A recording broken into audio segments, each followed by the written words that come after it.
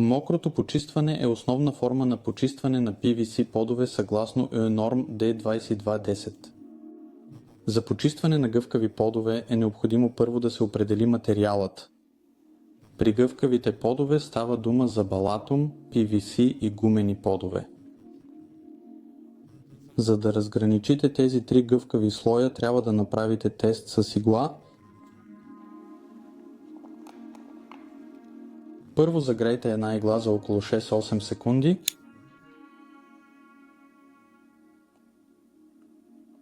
След това се опитайте, без да оставяте иглата да изстине, да я вкарате в пода без голям натиск. Тук можем да видим, че иглата не влиза лесно и се усеща типична дървесна миризма. Това е под от балатум.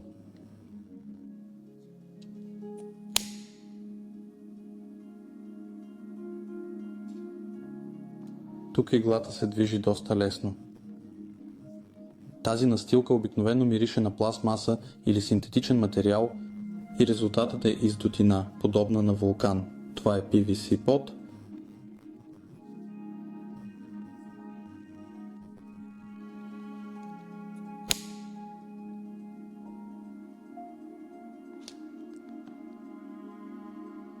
В този под иглата почти не прониква.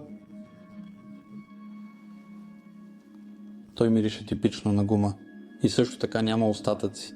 Следователно това е гумен под.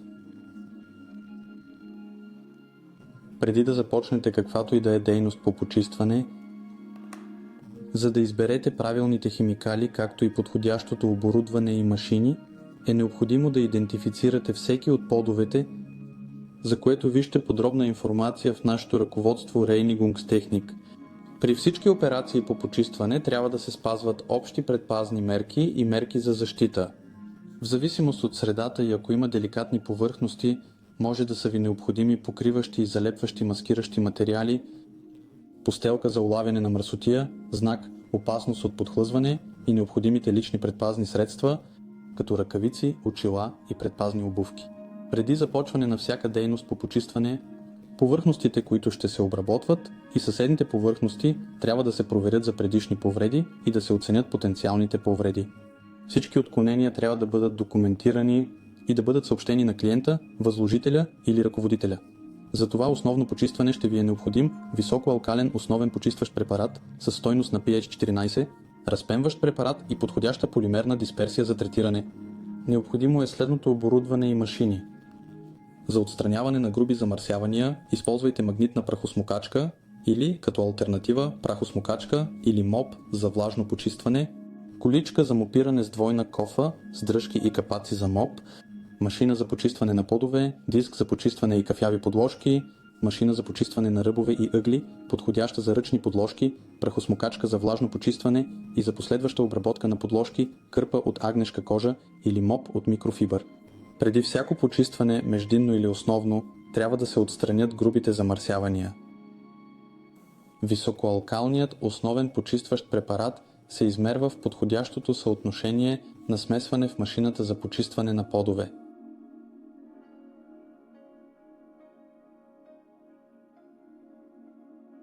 С помощта на четката за под и кафявия тампон, основният почистващ препарат се нанася върху повърхността, като се използва приблизително толкова колкото е необходимо, за да се направи запалка.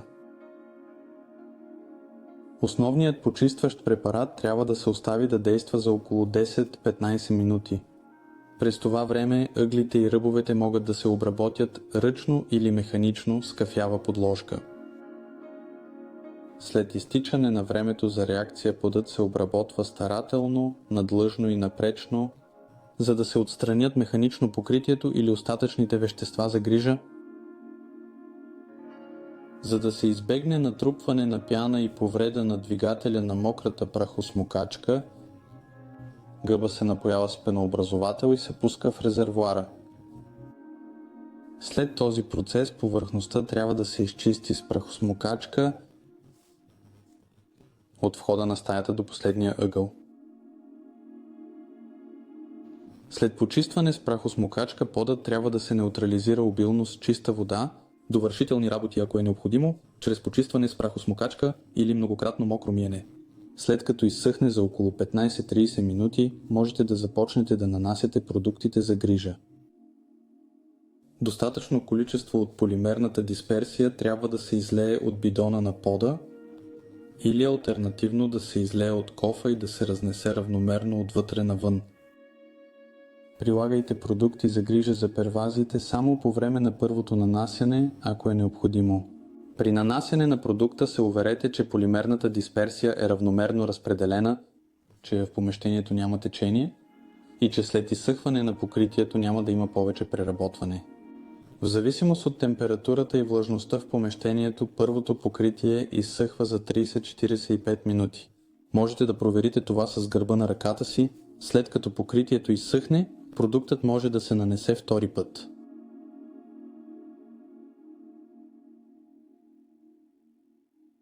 В идеалния случай по пода не трябва да се ходи в продължение на 12-24 часа.